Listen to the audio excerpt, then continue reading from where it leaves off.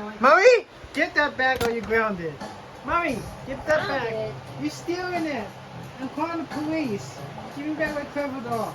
Mommy, drop it. Drop it. Drop it. Drop it.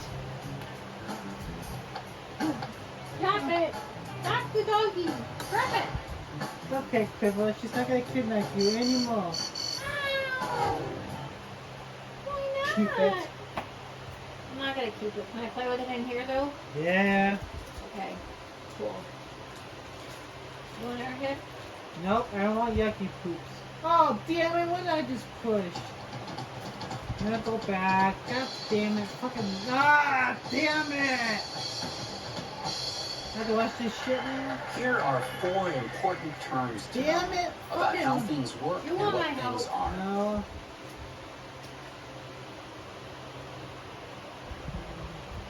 You don't want to. Did you want to play all? Yeah. Oh, okay. I see what you're Oh, doing. yeah, you want to see the bluegrass?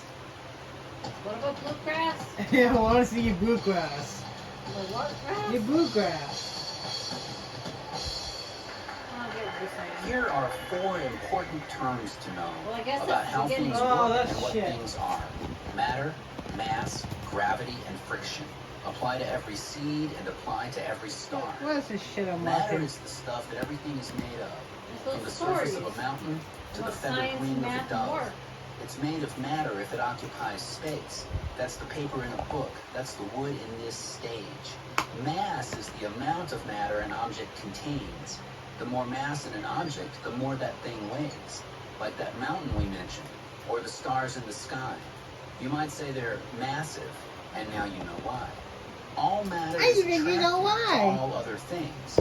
There's a name for that force, and it's gravity.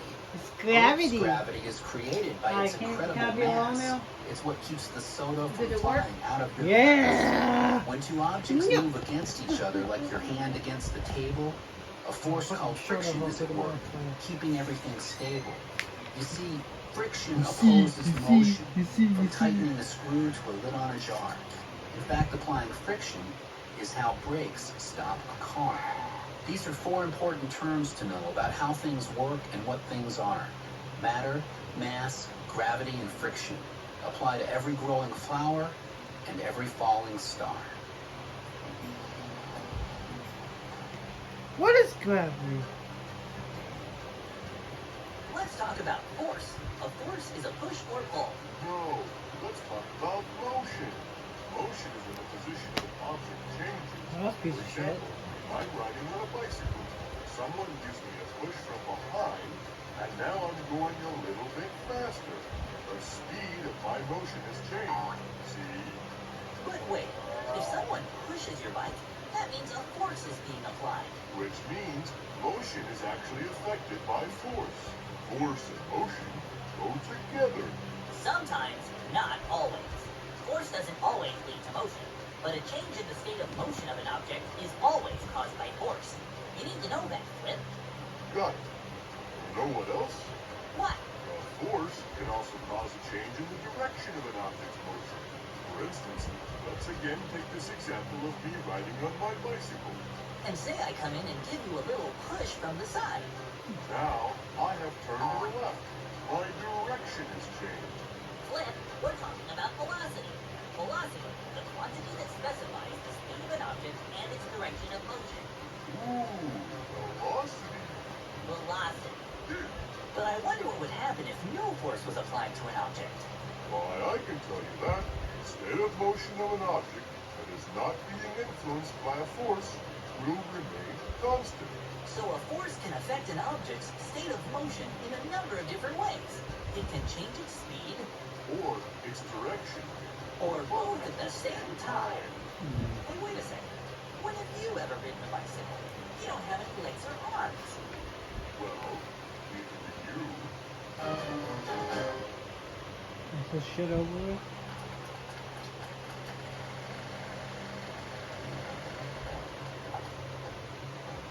What's that in the sky? It's coming right It's in the sky! Coming to a theater near you. A man with the power of force. That is, a push or pull that has direction and Oh, man. magnitude, or size. Watch as I push this trash receptacle receptacle slide to the right. My push has the same magnitude, but I changed the direction of force to compensate for the hill. Now I'm applying a different force. Behold!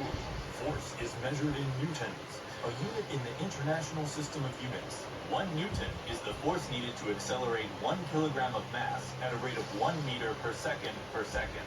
But that's not where force man's power ends. All matter, the substance that everything is made of, experiences one type of force: gravity.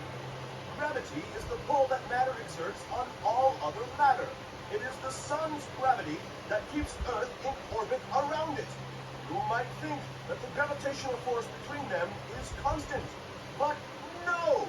The magnitude of the force is practically constant. But as Earth moves, the direction of the gravitational force is constantly changing. Behold! A force has both a magnitude and a direction. He's not really doing any of this, is he? No, it's just the properties of force. Anyway, the magnitude of gravitational force between two objects depends on the masses of the objects and the distance between them. Behold! His power is awe-inspiring. His biceps are large. He's Force Man. He's Force Man!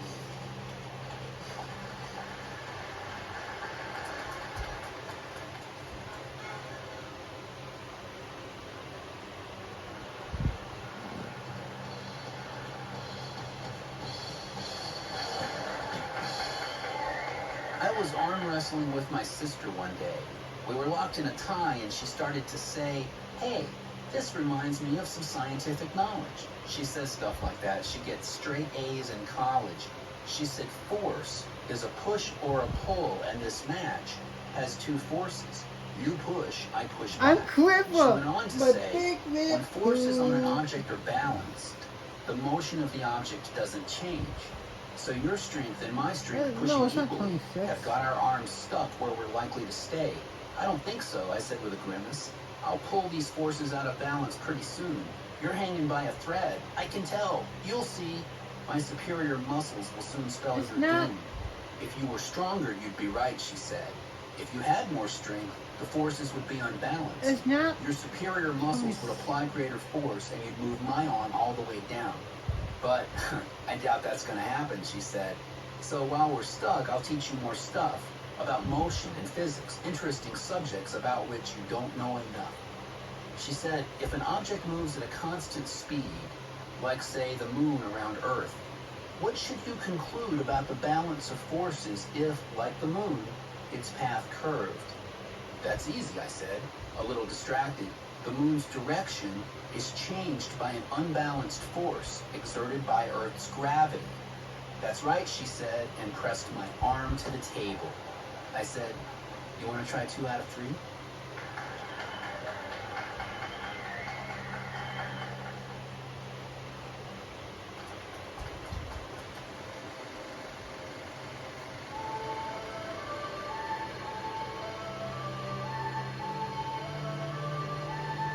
Detective, you're just in time. We need to find out why people survive when they jump out of planes. Because they use parachutes. Ah, but why do parachutes work? Good luck, and I hope you're not afraid of heights. To answer the question, consider the force of the look. I knew gravity exerts a downward pull on the skydiver. I also knew that skydiver falls in a straight line toward Earth. His direction does not change. His speed does. It increases. A change in your speed or direction results in a change in an object's velocity. And a change in velocity means the skydiver experiences unbalanced forces. When he opens his parachute, his velocity decreases and then becomes constant, at which point he experiences balanced forces. So both forces balance him. Of course, there was only one way to find out. Jump. As I fell, the velocity decreased due to the gravitational force on my body. When I opened my parachute, I discovered that the air exerted an upward force on the parachute and me, slowing my downward velocity. Eventually, my velocity became constant. As I descended, a burst of air pushed me to the left. My speed did not change, but my direction did. As we know, a change in either speed or direction results in a change in velocity. That's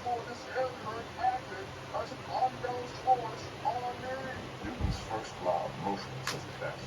An object subject to balanced forces continues at a constant velocity. Compare exerts a force on the parachute equal and opposite to the force of gravity on me and my parachute. The air's upward force balances out the downward gravitational force, and that's why Skylar is neutral. Once again, an impeccable job.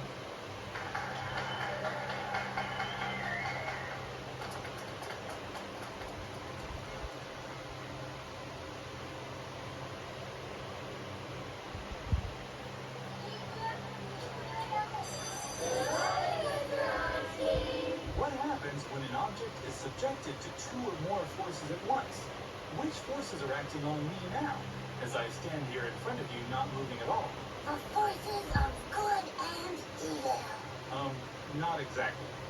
Right? Well, sir, since you are not moving at all, I would say no forces are acting on you. It may seem like that is true, but in fact, there are at least two forces acting on me at this moment. Let's look at this diagram. Even when we are standing at rest, forces are acting on us. Gravity is a force that pulls us downward. What stops us from sinking right into the floor then, you ask? Why, it's the floor. Applying a force that is equal to our own weight, but that pushes us in an upward direction instead. This is an example of two forces acting at once. The cumulative, or combined effect of these forces on the object results in a net force, which... I know. Yes, Drew? The two forces of the floor and gravity end up balancing each other out. Therefore, the net force in this case is zero. Correct. Now let's consider an object in motion, such as a soccer ball moving at a constant speed in a straight line. Film strip. Supposing no friction from the ground and air, and no other forces are acting on the ball, then what? The ball would just keep rolling in the same direction. That's so easy. Well, Now, boys, my next question is, suppose one of you ran up and gave the ball a good hard kick. What might happen then? Well, naturally, and especially if I were the one kicking, changes would occur in both the speed and direction of the ball's motion. And if no forces are acting on an object at all? That object would continue to move at, a constant speed and in a straight line. Why, yes.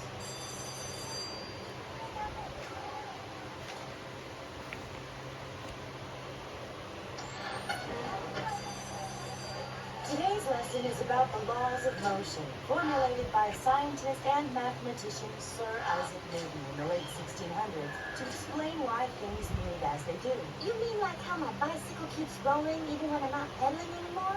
Why, yes, that's an example of Newton's first law. It says, an object at rest remains at rest, and an object in motion remains in motion at constant speed and in a straight line unless acted on by an unbalanced force. This is also known as the law of inertia. Inertia is the tendency of all objects to resist changes in their motion. The larger the mass, the more it resists change. A bicycle lying on the ground stays like that until an unbalanced force, like you lifting it, acts on it. And a rolling bicycle keeps on rolling, and it will only stop if an unbalanced force acts on it. In this case, the combined friction from the ground and air is the unbalanced force causing it to slow down. Wow, so without friction, it'd keep on rolling forever. That's right. Moving on to Newton's second law. The acceleration of an object depends on the mass of the object and the amount of force applied. So? Well, we know that to get an object moving, we have to apply an unbalanced force. Newton's second law says that a larger force will cause an object to accelerate faster than a small force will. If you're on a bike and a friend pushes you gently, you speed up slowly. But if she pushes really hard, you speed up really quickly, right? The larger the force, the faster the acceleration. Mass also plays a role. If we push a small child on a bike, and then we push an adult, and we use the same size force in both cases, they will accelerate at different rates. The child with less mass will accelerate quickly. The adult with more mass will accelerate slowly. Now, these bicycle riders also have momentum, which is the product of the mass of an object times the object's velocity. You can actually feel momentum. For example, it's difficult to stop a moving object that has a lot of mass, like a bowling ball, or that is moving at high velocity. Here, try catching a fast baseball pitch without a glove. Ouch! So, tell me how Newton's second law of motion affects momentum. Well, since the second law says an unbalanced force causes acceleration, which is a change in velocity, and force also changes momentum. Excellent. Newton's third law of motion states that forces act in equal and opposing pairs. For instance, you push down on the ground with your feet when you walk. You may not realize it, but the ground in return pushes up against your feet. When a fish swims in water, its fins push against the water, and that's called the action force. But without the reaction force of the water pushing back against the fins, the fish wouldn't get anywhere. Even a bicycle lying on the ground is an example of this law. The bike presses down due to gravity. If the ground did not push back up on the bike with a force equal to the bike's downward force, the bike would just fall to the ground. But it doesn't, because the two forces are acting together. And that completes our lesson on Newton's 3 laws of motion.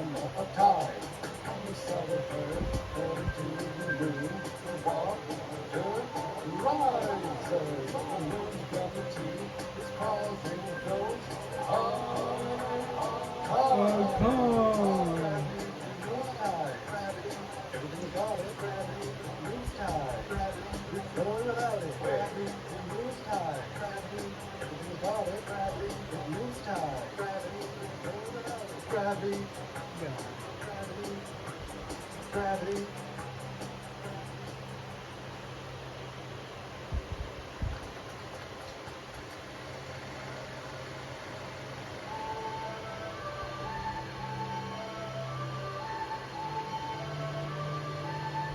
Detective, certain high-up people are worried.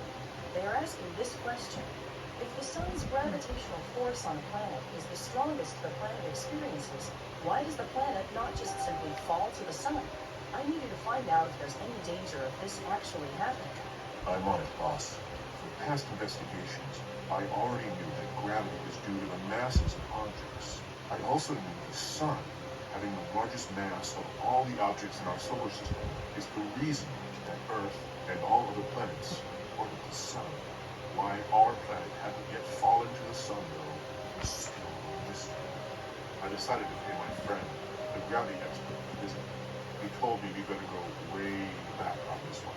Remember that rotating cloud of gas and dust our solar system first formed out of? Well, all the while that nebula was filling our solar system, it was rotating, and this gave each object a certain velocity as it flew. The direction of each planet's velocity would be perpendicular to an imaginary line joining the planet to the sun. This is called tangential velocity. Were it not for the gravitational force from the sun, our planet, due to its tangential velocity, would move continually farther away from the sun, off into space. Gravitational force from the sun interacts with the planet's tangential velocity. This is what causes all the planets to orbit around the sun. Earth will not fall to the solar mass. Ah, what a relief.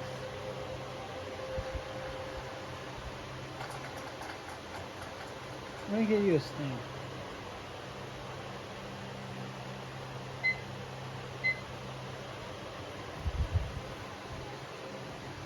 Let's join our alien friends Hang Time and Asphalt as they discover the wonders and limitations of Newton's universal law of gravity.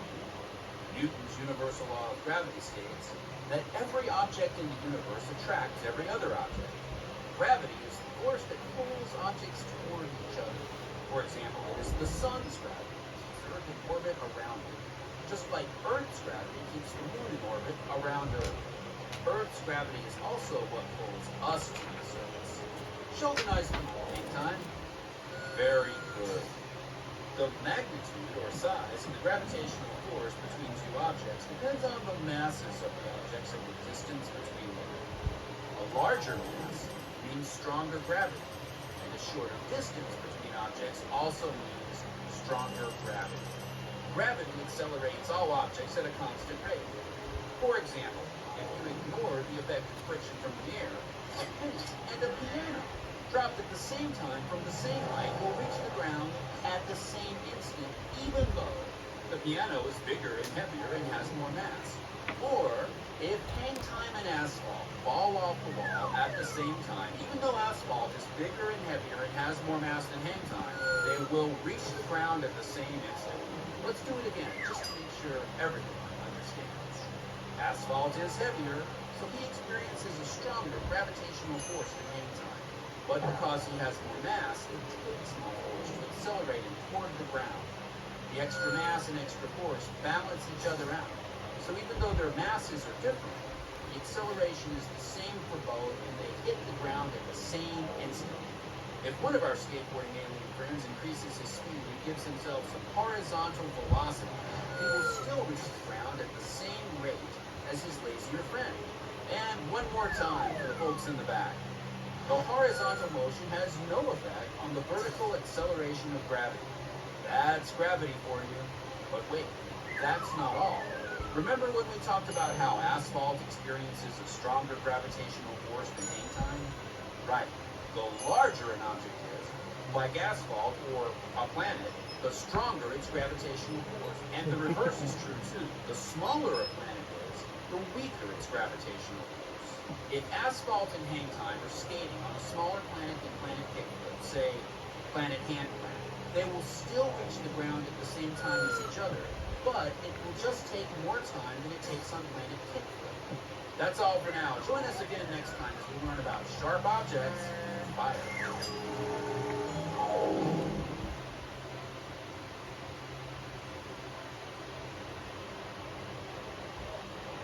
Good morning, class. Good morning, Mr. Einstein. It's Einstein, boys. Yeah, we know, sir. All right. Today's class discussion is about friction. Anyone want to take a stab at defining friction for the class? Ooh, ooh, ooh. Yes, Drew. Friction is a force that opposes the motion of two surfaces in contact. Correct. Friction opposes motion. If you put a penny on the floor of this classroom and give it a push, it'll slide for a while and then come to a stop. Friction is one of the reasons that the penny doesn't just keep on sliding at a constant speed forever and ever. Can you think of some ways to reduce friction so that two surfaces can move against each other more easily? Applying a wax or an oily lubricant to a surface reduces friction, so that less force is required to set an object in motion across that surface. If you didn't put oil in your car engine, for example, the engine would have to work so hard to move all those metal parts against each other that the whole engine would just burn up from the amount of heat created by friction. Very good, Mike. You've obviously been doing your homework. Here's another question for you. If friction opposes motion, what do you suppose is the direction of the force of friction? Well, I guess friction would have to be working in exactly the opposite direction of the motion of the object. You know, to make it slow down and stop, like that pen. Excellent work, Drew. Yes, the force of friction is always exactly opposite the direction of the object's motion. In other words, when an object slides against another, the direction of the friction between them is in the opposite direction as the motion. Excellent job today, class. It looks like you'll be in great shape for a quiz tomorrow. Aww.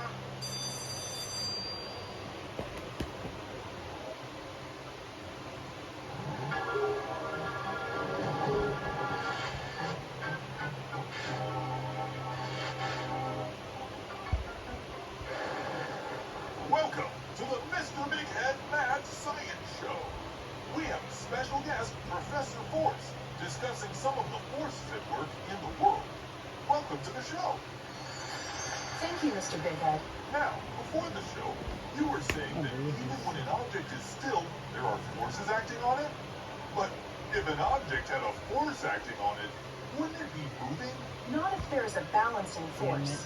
If, for example, you have a spring hanging from the ceiling, it is under the influence of the force of gravity, yet it's standing perfectly still because the ceiling is exerting a balancing force, equal and opposite to the force of gravity. What other forces are at work on that spring? Well, if a weight were added to the spring, stretching it downward, the force of friction would resist the downward motion as the spring moves through the air. But friction is a force that resists the motion between surfaces that are in contact. So what are the surfaces in this instance? It's minuscule, but it's the friction between the spring and the fluid of air. Air? Air.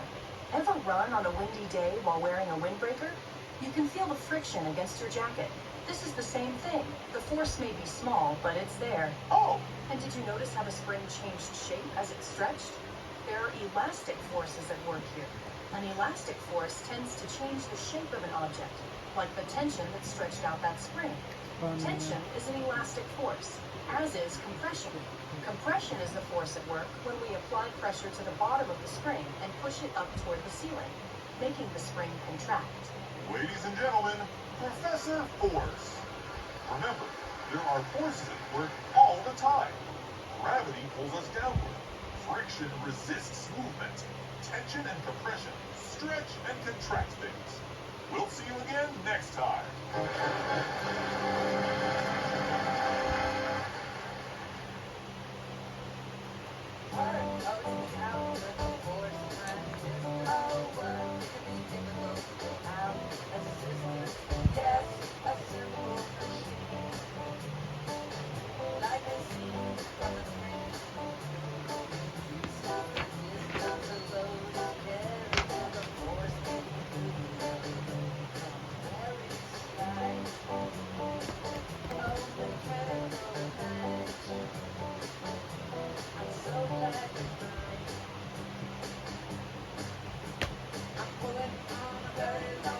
I put it in my butthole tonight.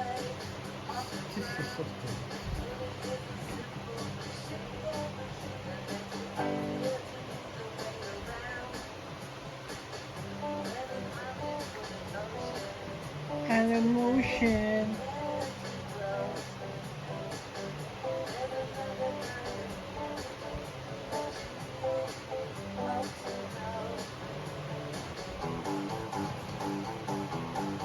Potential energy increases when an object is lifted way up high. The higher it goes, the more its energy grows. And darling, it's no lie. She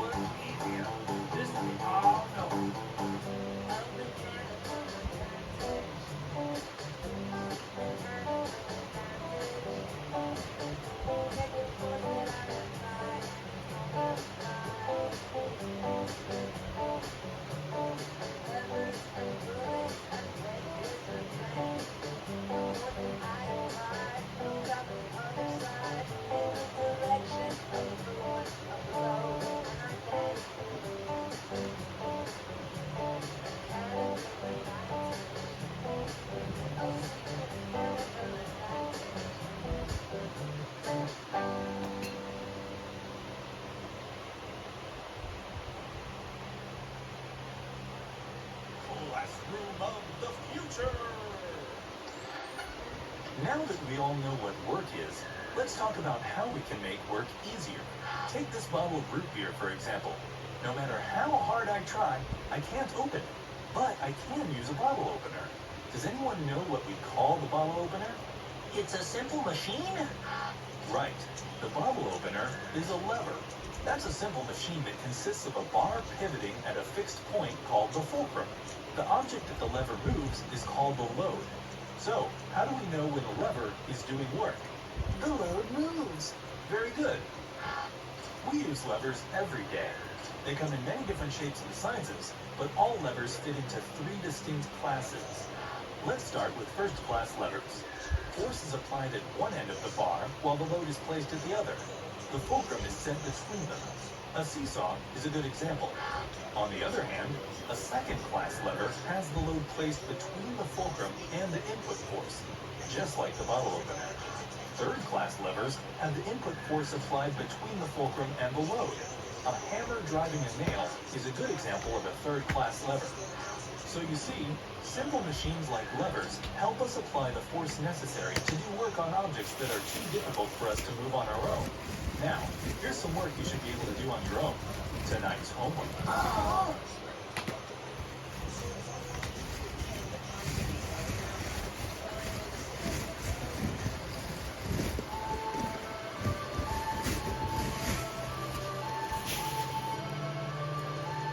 Detective, I have been informed that our bodies are full of simple machines.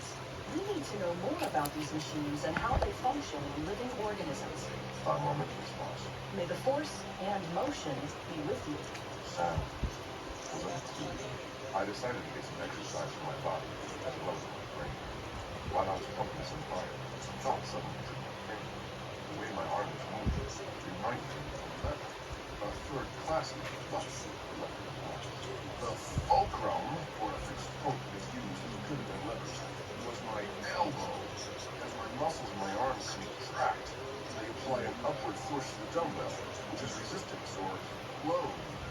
And what a load! Remind me next time to use a lighter weight.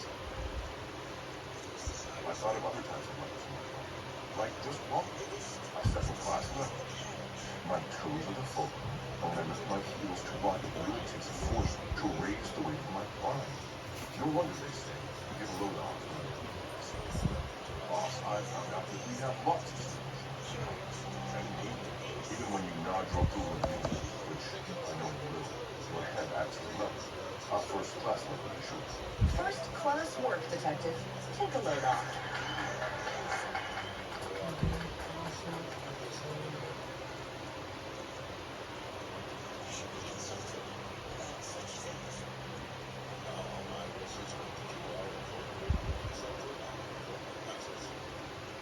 This is Janine on the scene, bringing you a special report on pressure. And I'm really under pressure now because my car just got a flat tire. Fortunately, my special guest, Blaise Pascal, is here to help you change my flat. I mean, to explain pressure. Pressure is force applied per unit area. Thank you, and goodbye now.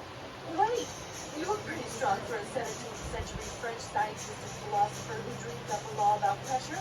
I need to understand how this jack works. Very well. This says that to lift the tire from the ground, the jack has to apply a force of 5,000 newtons.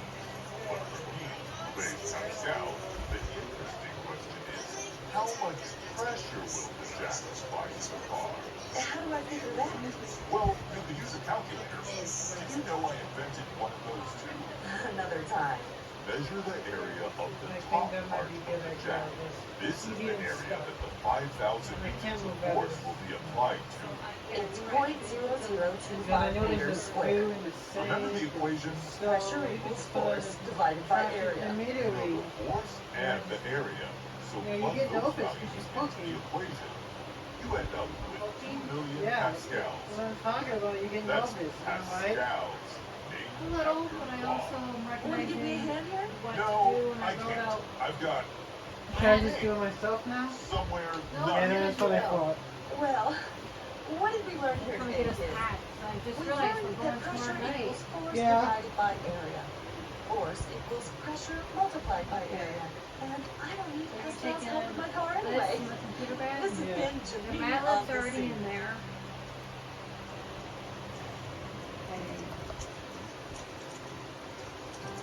Want to wear one of these shorts for tomorrow? Yeah. Alright, black one you can wear tomorrow. Extra socks here. One pair of underwear. Get you some more underwear and I can get you some t-shirts.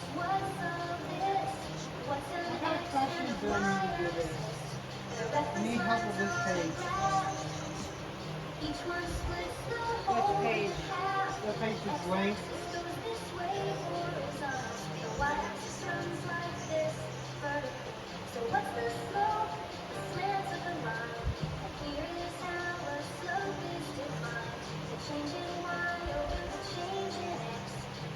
Okay. So for breakfast, I would say you had a piece of fruit, and maybe eggs, or you only have a cereal. You would put cereal and fruit.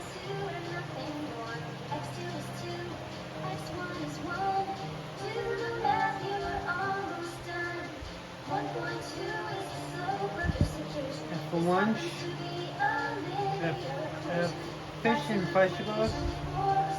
Okay.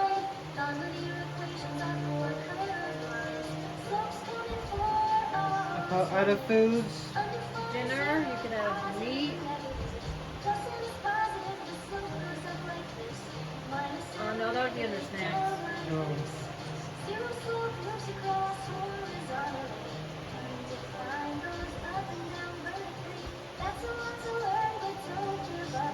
So put meat, meat. And you like vegetables at night or fruit? fruit. Okay. Okay, so how many each did you eat? How many times did you put down fruit? 1, No, there's 2. 2. Put 2. There's over. Vegetable? How many you got up there? 1. 1. 1. No, 2. Wood. 2. 1. 1. What food did you eat the most? Fish? No. Fruits? Probably tied on fruit. Which meal do you eat the most? Yeah. Probably dinner. What's your favorite food? Fruit. Really? Not tacos? No. No. Alright, this page. Is this for school or practice? Practice. Yeah, I don't know. Just started checking. Clean up pages. Can I put a DVD in real quick? Yeah, go ahead. Pack in your stuff. I'm gonna watch Tinkerbell. I'm gonna go get you some t-shirts. You want to sit, You Kim? watch Tinkerbell? Yeah. You see, you didn't want to watch it, so No. that's why I'm gonna. Cause I thought you liked Tinkerbell. I do, but I just don't have time to sit down and watch it right now. Well, you want to say this later? How long is it? It's only 5 minutes. No, you can watch it. So you don't like Tinkerbell. I do, I just don't want to watch it right now. I got stuff to Well, I do could say this tomorrow. like next week or something. How about we watch it Sunday? Sure. Okay. So you can maybe start Punch the Brewster and give the other short one. I got 2 more short ones. I'm gonna go get your swimsuit and put it in your bikini before I forget. Alright, I'm gonna find my GoPro later. You got 2 extra pairs of shorts. Socks. I'm gonna order this fancy for tomorrow. Okay, no tank tops. So,